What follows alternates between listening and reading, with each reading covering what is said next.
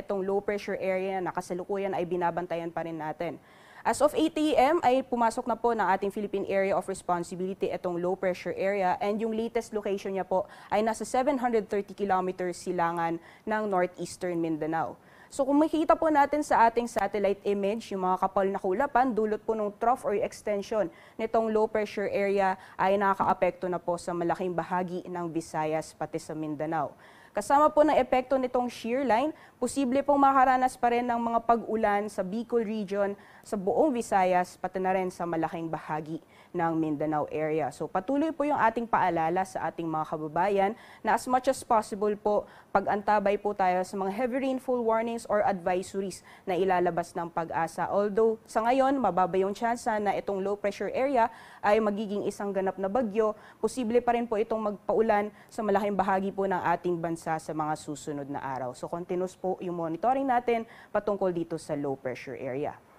Sa nalalabing bahagi naman po ng ating bansa, patuloy yung epekto ng northeast monsoon or hanging amihan sa malaking bahagi ng Luzon. So kung makikita po natin, magiging maulap ang kalangitan sa ilang bahagi ng Cagayan Valley, pati na rin sa Apayao, dulot po yan ang epekto ng amihan.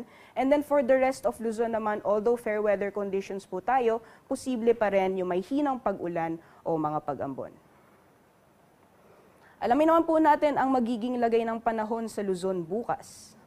So patuloy pa rin po yung epekto ng northeast monsoon at dadala pa rin ng maulap na papoy na may kasamang may hinang mga pag-ulan sa Batanes, Babuyan Islands, pati na rin sa Cagayan as well as parts din ng Isabela. And then for the rest of Luzon or large portions ng Luzon, generally fair weather conditions po tayo, ngunit posible pa rin po yung may hinang pag-ulan o mga pag-ambon.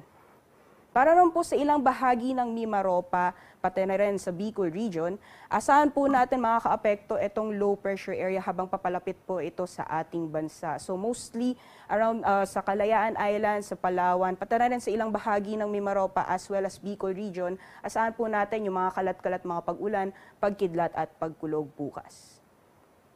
Then sa mga temperatura naman, bukas sa Luzon, sa Lawag maglalaro mula 24 to 32, Baguio naman 15 to 25 degrees Celsius at sa Tuguegarao 22 to 28 degrees Celsius. Sa nalalabing bahagi naman po ng Luzon for Metro Manila, 24 to 32 degrees Celsius, 22 to 27 degrees Celsius sa Tagaytay, 24 to 31 degrees Celsius sa Legazpi City, and maximum temperatures sa Kalayaan Islands pati na rin sa Puerto Princesa aabot ng 32 degrees Celsius. So magiging lagay naman po ng panahon sa Visayas at Mindanao bukas. Kung makikita po natin buong Kabisayaan, pati na rin malaking bahagi ng Mindanao ay maapektuhan ng pag-ulan dulot ng epekto nitong low pressure area. So patuloy po yung ating paalala sa ating mga kababayan na posible po yung mga pagbaha o landslides na dulot ng katamtaman hanggang sa malalakas mga pag-ulan dahil dito sa LPA. So continuous monitoring po tayo ng mga heavy rainfall warnings and advisories na ilalabas ng Pag-asa. Nakikita po natin yan sa ating mga social media accounts. Then for the western sections naman ng Mindanao area, so dyan po sa Zamboanga Peninsula, as well as sa Bangsamoro, and then Soc-Sargen, generally fair weather conditions po tayo, although mataas po yung tsansa na makakaranas tayo ng mga isolated rain showers or thunderstorms. So magiging temperatura naman sa ilang syudad sa Visayas, sa Iloilo maglalaro mula 27 to 30 degrees Celsius. Medyo may kalamigan po sa Cebu, maglalaro mula 25 to 28 degrees Celsius at sa Tacloban 24 to 28 degrees Celsius. And then sa mga temperatura naman sa ilang syudad sa Mindanao, for Cagayan de Oro 26 to 29 degrees Celsius, 25 to 31 sa Metro Davao at sa Zamboanga naman 25 to 35 degrees Celsius. So, dapat naman po tayo sa magiging lagay ng ating karagatan sa mga susunod or sa susunod na 24 oras. Currently, nakataas po yung gale warning sa ilang baybayin ng ating bansa dahil po sa epekto ng northeast monsoon. So, yung malalakas na hangin na dulot po nitong hanging amihan ay nagdudulot po ng matataas na pag-alon sa ilang bahagi po ng ating bansa. So, currently, nakataas po yung gale warning sa mga baybayin ng Northern Luzon. Kasama po dyan ang baybayin ng Ilocos Norte, Ilocos Sur, La Union, Pangasinan, Batanes, Cagayan kasamang Babuyan Islands, Isabela at Aurora area. Meanwhile, nakataas din po yung gale warning sa northern coast ng Quezon, kasama po dyan ang northern at eastern coast ng Polillo Islands, pati na rin po sa Calaguas Islands, sa Rapu-Rapu, as well as sa ilang baybayin po ng Sorsogon sa Bulusan, Barcelona, Gubat at Prieto Diaz. Nakataas din po ang gale warning sa northern at eastern coast ng Catanduanes, pati na rin sa northern at eastern coast ng Northern Samar at eastern coast ng Eastern Samar. Kaya patuloy po yung ating paalala sa ating mga kababayan, lalong-lalo na yung may mga maliit na sakyang pandagat na kung maaari, dahil inaasahan po natin na matataas na pag-alon sa mga nasabing baybayin, ay kung maaari ay huwag po muna tayong pumalaot. Then alamin naman po natin ang magiging lagay ng panahon sa mga piling syudad sa ating bansa sa susunod na linggo. So patuloy pa rin po yung epekto ng amihan sa Metro Manila. Generally fair weather pa rin po tayo mula Sunday hanggang Tuesday. And then mostly mga pag-ambon ang posibleng maranasan ng mga pag-ulan. Agwat naman po ng temperatura, maglalaro mula 23 to 33 degrees Celsius.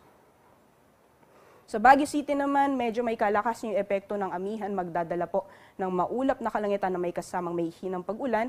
And then sisikat po si Haring Araw, medyo makikita po natin yung Haring Araw pagdating ng Monday and Tuesday. And then posible pa rin po yung may hinang pag-ulan o mga pag-ambon. Then agwat naman po ng temperatura, maglalaro mula 14 to 25 degrees Celsius. Then for Legazpi City naman, from Sunday until Monday, patuloy pa rin po yung epekto nitong shear line, pati na rin ng low pressure area. So asahan pa rin po natin yung mga kalat-kalat, mga pag-ulan, pagkidlat at pagkulog. And then pagdating naman po ng Tuesday, mostly yung amihan naman ang magdadala ng maulan na panahon over Bicol region. So agwat naman po ng temperatura, maglalaro mula 23 to 31 degrees Celsius.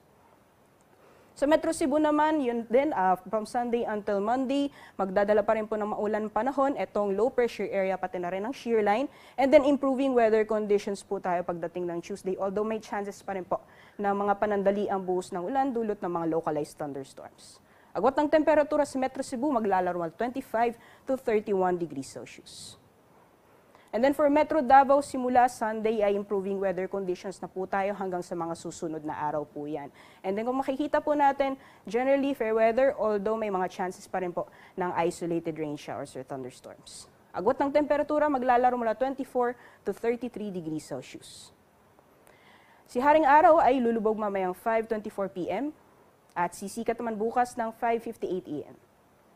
At para sa karagdagang impormasyon, manatili po tayong updated sa pamamagitan ng pag-follow at pag-like ng aming social media accounts. At bisitahin lamang po ang aming website, pag-asa.ust.gov.ph.